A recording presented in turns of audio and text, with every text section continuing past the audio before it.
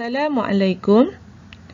Dalam video kali ini kita akan belajar bab 10, kecerunan garis lurus, melibatkan 10.1 kecerunan dan ada 4 subtopik iaitu kecuraman dan arah kecondongan, rumus kecerunan garis lurus pada satah kertas, kecerunan garis lurus, seterusnya menentukan kecerunan bagi suatu garis lurus. Okey, apakah yang dimaksudkan dengan kecerunan? Kecerunan ialah nisbah jarak mencancang kepada jarak mengufuk. Okey, kita lihat apakah yang dimaksudkan dengan kecuraman dan arah kecondongan. Kecuraman suatu garis lurus dapat dilihat dari nilai kecerunan, iaitu semakin besar nilai kecerunan, semakin curam garis lurus tersebut. Dan tanda positif atau negatif pada nilai kecerunan menunjukkan arah kecondongan garis lurus tersebut. Okey, kalau dilihat daripada bukaan sudut, garis yang mempunyai kecerunan tinggi mempunyai sudut yang lebih besar. Okey, iaitu jika kita lihat pada garis yang pertama ini, okey, sudutnya ialah 30 darjah dan garis yang kedua ini pula ialah sudutnya 60 darjah. Bermaksud di sini, sudut 60 darjah mempunyai kecerunan yang lebih tinggi daripada sudut 30 darjah. Okey, kita lihat pula hubungan kecerunan dan garis lurus. Okey, yang pertama cikgu bentukkan dalam bentuk muka. Okey, yang pertama ialah garis condong ke kanan bermaksud kecerunan positif. Dan yang kedua, garis yang condong ke kiri bermaksud kecerunan negatif. Okey, manakala garis mencancang membawa maksud kecerunan tidak tertakrif iaitu infinity. Dan yang terakhir, keadaan garis mengufuk membawa maksud kecerunannya ialah sifar. Okey, jadi kalau kita lihat pada gambar rajah ini, kita lebih mudah untuk mengingat tentang kecerunan positif, negatif, tidak tertakrif dan juga kecerunan sifar. Okey, mari kita lihat satu contoh. Kenal pasti garis lurus dalam rajah di sebelah yang mempunyai nilai kecerunan terbesar dan terkecil serta nyatakan alasannya. Okey, kita ada 4 garis, OJ, HI, KL dan MN. Okey, daripada sini kita lihat garis yang menghampiri garisan mencancang adalah garis yang mempunyai kecerunan terbesar, iaitu garis MN merupakan garis yang mempunyai kecerunan paling besar kerana menghampiri keadaan mencancang. Okey, garisan ni menghampiri keadaan mencancang, manakala garis OJ merupakan garis lurus yang mempunyai kecerunan paling kecil kerana paling menghampiri keadaan mengufuk. Okey, seterusnya kita lihat pula kaedah untuk menentukan nilai kecerunan sesuatu garis lurus. Okey, berdasarkan gambar rajah di sini, diberi jarak mencancang dan jarak mengufuk, maka kecerunan iaitu M sama dengan nisbah jarak mencancang bahagi dengan jarak mengufuk. Okey, kalau daripada gambar rajah ni kita akan dapat lihat kecerunan iaitu cikgu tulis dalam M sama dengan, okey, kita lihat jarak mencancang 1, 2, 3, 4, 5, 6. Okey, jarak mencancang 6 per dengan jarak mengufuk 1, 2, 3, 4, 5, 6. Pun ada 6. Dan kita perlu lihat pula arah kecondongan garis. Okey, garis ini condong ke kiri. Apabila condong ke kiri bermaksud kecerunan ini ialah negatif. Maka M sama dengan negatif 1 bagi garis lurus ini. Okey, untuk kaedah pertama iaitu kaedah jarak mencancang per jarak mengufuk, kita perlu pastikan arah kecondongan garis supaya kita dapat kenal pasti sama ada simbolnya positif ataupun negatif. Okey, kita lihat pula kaedah kedua iaitu apabila kecerunan garis lurus pada satah kartes. Okey, apabila berada pada satu satah kartes bermaksud kita akan mempunyai koordinat iaitu bagi dua titik pada garis kita akan mempunyai koordinat.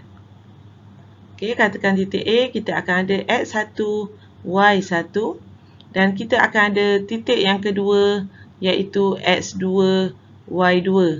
Maka ini adalah rumus bagi kecerunan garis lurus yang berada pada satah kartes iaitu bermaksud kita mempunyai dua koordinat. Okey, kalau kita lihat garisan berwarna ungu ini adalah garis lurus. Bermaksud kita ada titik A dan titik B. Maka kita boleh gunakan kaedah yang kedua iaitu Y2 tolak Y1 bahagi X2 tolak X1. Dan kita akan dapat nilainya sama ada positif atau negatif. Okey, kita lihat pula contoh untuk kaedah 2 yang menggunakan rumus kecerunan Y2 tolak Y1 per X2 tolak X1. Okey, katakan yang ni cikgu label sebagai titik A dan kita baca koordinatnya ialah 1, 6. Okey, 1, 6. Dan B, kita baca koordinatnya ialah 3, 1. Okey, cuba kita lihat untuk mencari kecerunan bagi garis AB. Okey, kecerunan bagi garis AB. Okey, Y2 1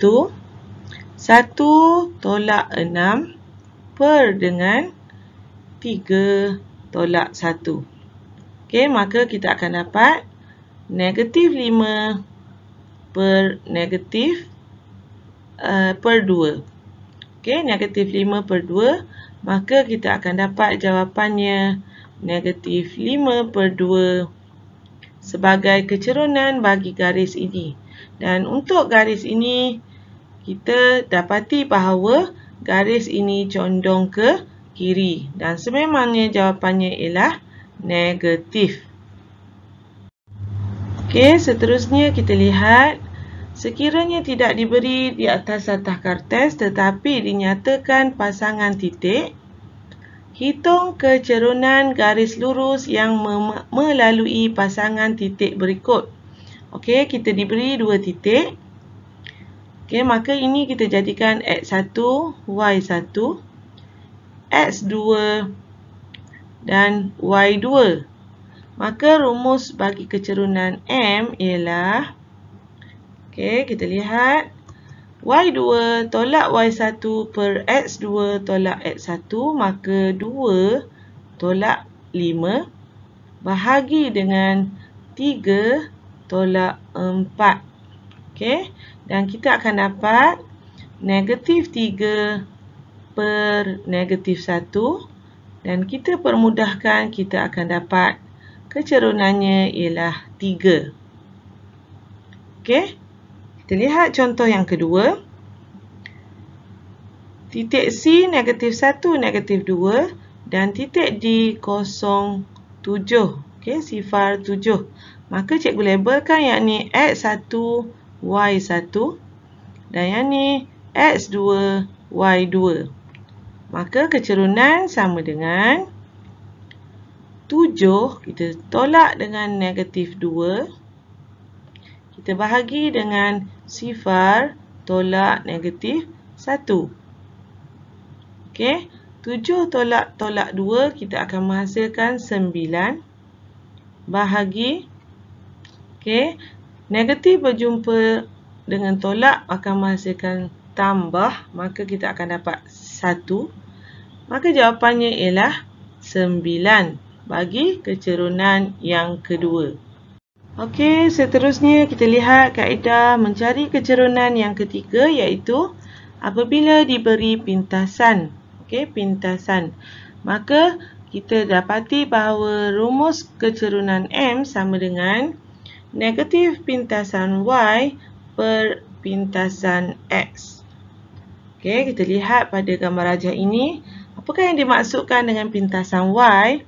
Pintasan Y apabila nilai X-nya ialah 0, di mana garis ini memotong paksi Y. Okey, memotong paksi Y bermaksud pintasan Y dan nilai X-nya ialah 0.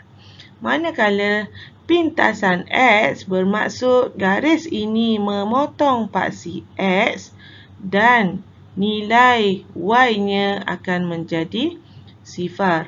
Okey, ini adalah kecerunan sama dengan negatif pintasan Y per pintasan X, iaitu rumus yang ketiga. Okey, kita lihat pula contoh untuk garis ini. Okey, di sini adalah pintasan Y, iaitu koordinatnya ialah 0, 3. Maka ini adalah pintasan Y dan koordinat yang ini pula adalah 5, 0. Maka ini adalah pintasan X. Okey, memotong paksi X, nilai Y-nya 0. Maka ini adalah nilai pintasan X. Maka untuk mencari kecerunan garis ini, M sama dengan, kita letakkan tanda negatif. Okey, kerana dalam rumus ini ada tanda negatif. Pintasan Y, okey, pintasan Y ialah 3 per dengan pintasan X ialah 5. Okey, maka kita akan terus dapat jawapannya negatif 3 per 5. Okey, seterusnya kita lihat contoh soalan. Hitung kecerunan garis lurus yang melalui setiap pintasan berikut. Okey, dalam soalan ini sudah dinyatakan dengan jelas, iaitu diberi maklumat pintasan. Okey, setiap pintasan diberi maklumat pintasan bermaksud kita akan menggunakan rumus yang melibatkan pintasan. Okey, iaitu rumusnya ialah negatif pintasan Y per pintasan X. Okey, jadi untuk soalan yang pertama, diberi pintasan X sama dengan 4 dan pintasan Y sama dengan 1. Maka M sama dengan negatif 1 per 4. Okey, kita terus boleh nyatakan kecerunan bagi garis lurus ini. Okey, soalan yang kedua. Diberi pintasan X sama dengan negatif 5 dan pintasan Y sama dengan negatif 5. Maka M sama dengan negatif. Okey, pintasan Y ialah negatif 5. Kita bahagikan dengan pintasan X juga negatif 5. Okey, negatif-negatif positif. Positif bertemu dengan negatif bermaksud dapat jawapan negatif. Maka M sama dengan negatif 1 bagi soalan yang kedua. Okey, jadi daripada tajuk ini, kita dapati bahawa ada 3 rumus untuk mencari nilai kecerunan, iaitu yang pertama ialah jarak mencancang per jarak mengufuk. Yang kedua, melibatkan koordinat Y2 tolak Y1 per X2 tolak X1. Dan yang ketiga ialah negatif pintasan Y per pintasan X. Maka kita perlu gunakan mengikut maklumat soalan yang diberi. Okey, kita jumpa lagi dalam bahagian yang kedua, melibatkan penyelesaian dalam tajuk kecerunan garis lurus.